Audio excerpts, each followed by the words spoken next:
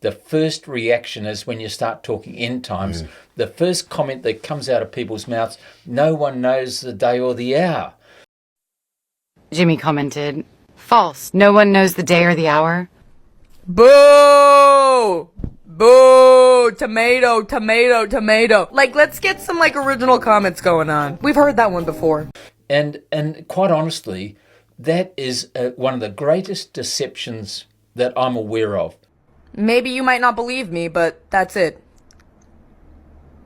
I think that the subtle, like, maybe you might not believe me, but that's it. That really, like, destroyed me. Like that, like him being like, you don't gotta, but, you know, and that's it. That's it. That is crazy. Because whilst it's true, it's actually not relevant to what God determined. Because God determined all the time period, we know this through Daniel, that takes us right from, let's say, the final generation, 1967 to 2036. Yep. So we know that specifically what it is. The only thing we don't know in there is when that day of the Lord is. But we do know that it's in the final period of time. I suppose if we talked about another date, it's the rapture. We don't know when that is either. But God gave us everything. It's all determined. It's all there in black and white in the Bible. And as a matter of fact, we're going to be stepping you through this as we go forward. But can I just ask you, as I'm assuming a discerning viewer, if you can come up with some good explanation or some reason or some way we can actually get people to overcome this obstacle and this blind spot in terms of interpreting visions and prophecy. Because I can assure you, because of it, with people are stumbling on this, and actually all the churches preaching it, or when I say all, I think 99% of them, all preaching this, and as a consequence, avoiding talking about end times, it's actually a spirit of fear.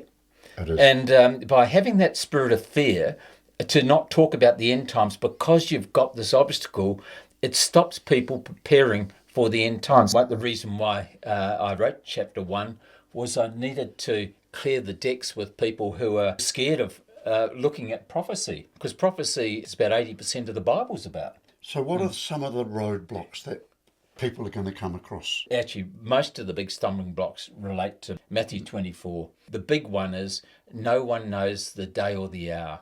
And that is the thing that stops everybody in their tracks. 90% of all the visions and prophecies in the Old and New Testament are actually determinable. And then they overlap with Revelation. They overlap with other books in the Bible. So there's really only a couple of dates that we don't know. And the day of the Lord, or this one day and the hour, is one of them. Close though. Yep. And the other one we don't really know is when the rapture is.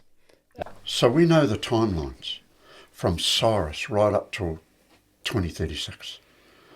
Where we have problems, like, for example, the day and the hour, it puts so many people off. But we know that 2036 is the end date.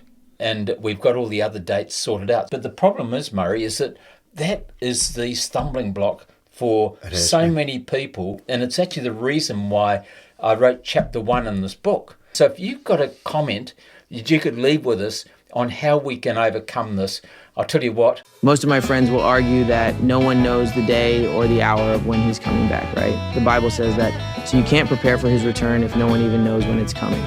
That's costing people their salvation. How is it costing people their salvation?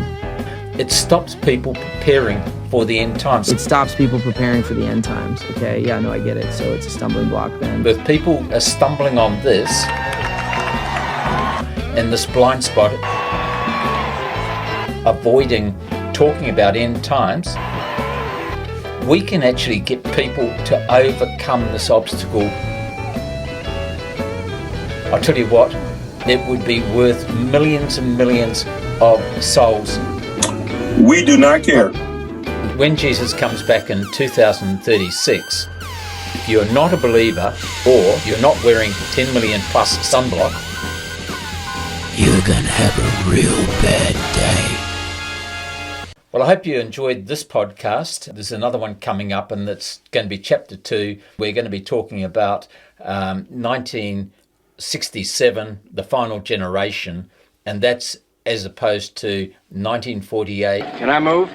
1948 and 1948. I'm better when I move. Which is actually a misinterpretation of what has actually happened, and it's led so many people astray. Please subscribe, leave your comments there, but look forward to seeing you on the next podcast. 어렸을 때부터 나는 약골이라 맨날 맞고 다녔어 맨날 얻어 터졌어 아버지한테 맞고 형한테도 맞고 심지어는 여자애도 날 때렸어 비오는 날도 먼지나게 맞았어